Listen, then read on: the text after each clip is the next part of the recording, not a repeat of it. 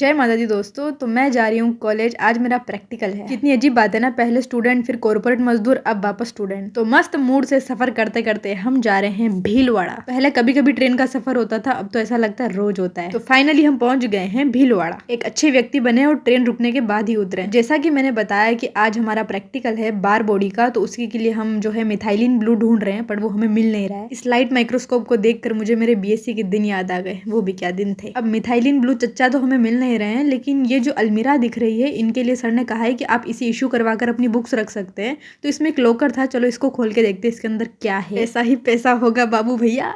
ये तो मेरे घुगलू के दिमाग की तरह खाली है। नहीं, इसमें कुछ स्लाइड्स थी और ये एमएससी के प्रीवियस ईयर के स्टूडेंट्स ने बनाई हुई है। परमानेंट स्लाइड्स पड़ी हुई थी इसके अंदर। हाँ, आप साइंस वाले लोकर में रख भी क्या सकते हैं। हाँ, तो अब मेरे प्यारे प्यारे दोस्तों से मिलिए। ये सारे के सारे लोकल यहीं भीलवाड़ा के हैं, बस मैं ही एक बकलोल हूँ जो चित्तौड़ से आती हूँ। क्या करें, मेरे शौक बहुत छेटी हैं। तो ये मेरे एमएससी का पहला लेक्चर होगा जो सर प्रोजेक्टर से पढ़ाने वाले हैं। और मेरे इन दो बकलोल दोस्तों से मिलो जो यहीं रहने के बावजूद भी लेट आते हैं। नोट्स बनाने के लिए भी मैं डायरी लेके बैठी हूँ, वो भी कौन सी, फ्री माइंड। अरे भाई, मैं फ्री माइंड ही हूँ, मुझे और फ्री माइंड मत करो। तो 1.5 घंटे की थ्योरी क्लास के बाद हमें 10 मिनट के लिए फ्री छोड़ा गया। तो हम लोग धूप में आके बैठ गए और लगभग सभी बच्चे आधे से ज्यादा क्लास से बाहर ही होते हैं सर्दियों के समय में। तो फाइनली अब हम करेंगे बार बॉडी वाला प्रैक्टिकल। ये मिथाइलिन ब्लू चच्चा हम उधार लाए हैं बोटनी वालों से। तो सबसे पहले हम बकल्स में स्लाइड बनाते हैं और उसके बाद इसको स्टेन करते हैं। यदि कवर स्लिप को स्लाइड पर 30 डिग्री के एंगल से डाला जाता है तो एयर नहीं आती, लेकिन बकलोल मेरे हाथ से पहले ही गिर गई। तो क्या एयर आ गई, स्लाइड भी बिगड़ गई, लेकिन फिर भी चलो जैसे तैसे मैंने जो है एक्स्ट्रा जो स्टेन था उसको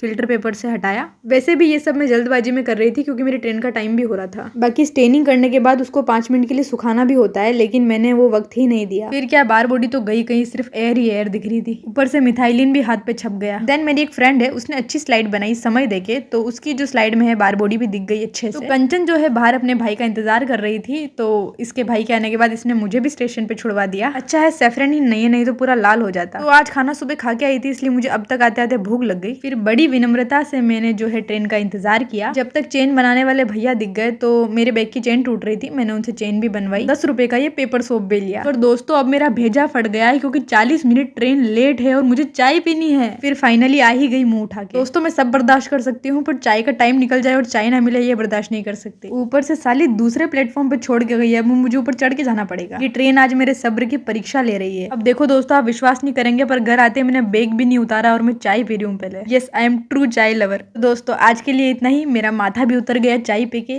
धन्यवाद मुझे देखने के लिए और मुझसे जुड़े रहने के लिए। हाँ, डोंट फॉरगेट टू सब्सक्राइब।